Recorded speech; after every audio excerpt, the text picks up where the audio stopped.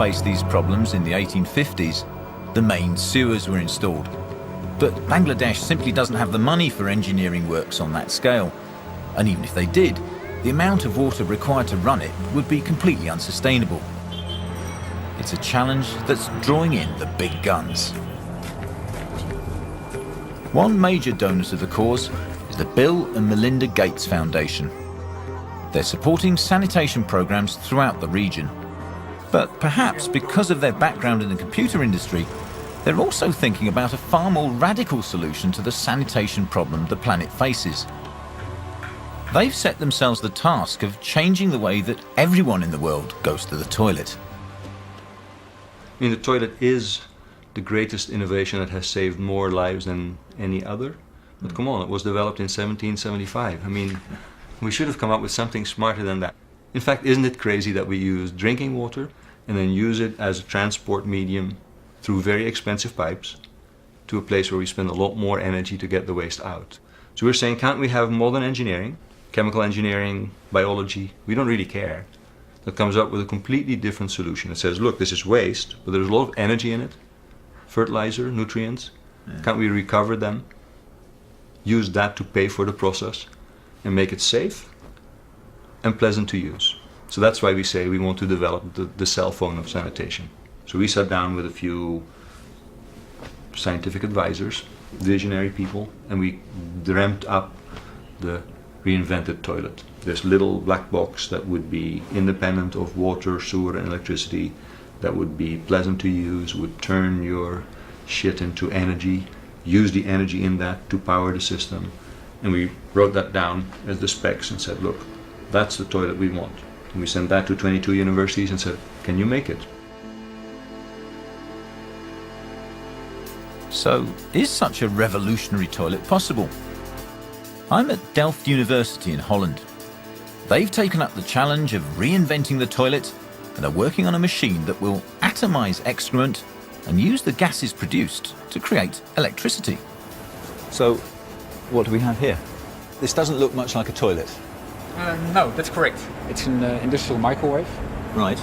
Something you might have at home with a door where you put your food in. Okay, so what do you do with the microwaves? What we're going to do with the micro is basically generate plasma.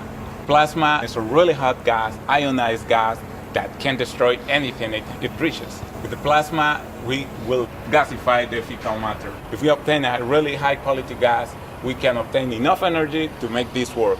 So the microwaves pass through the fecal matter, that generates plasma, this ionized, extremely hot gas, and then you use that then to generate electricity, and you use the electricity to power the microwave. Yeah, if the research works as we hope it does, yeah, it will.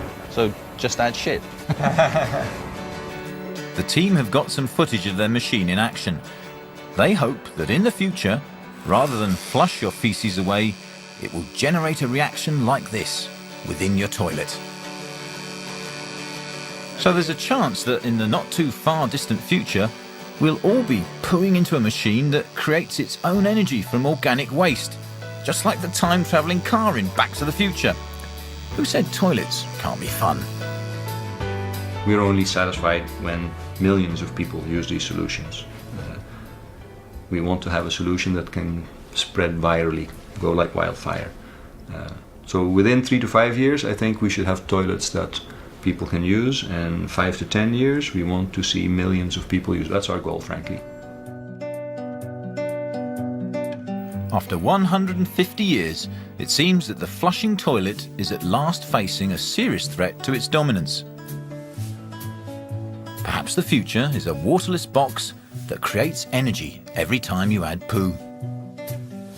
But until that future arrives, I've got one final toilet to go and see.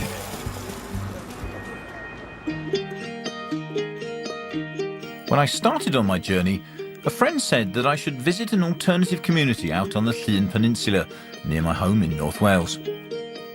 Apparently, they have a solution to the age-old problem of dealing with waste that is safe, odour-free, and doesn't use any water.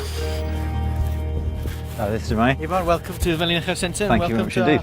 Our compost toilet. Well, how does it work? Well, come in and have a look. Okay. Right, but it looks quite ordinary. All the elements you'd expect to find in a conventional public toilet are here. We've got the seat, we've got the urinal, and basically how it works is that when you lift it, you'll notice that it doesn't have the flush, Right. it just has a hole down to the concrete chamber beneath us.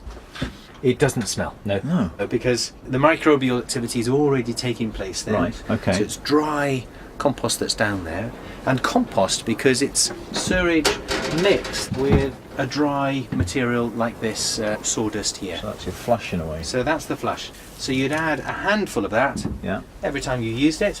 okay. That sort of soaks up any of the moisture and helps the composting. And it's ripe for taking up and taking onto the garden. Well rotted, should be by Yeah. now. We'll find out, shall we? Go on then. Right.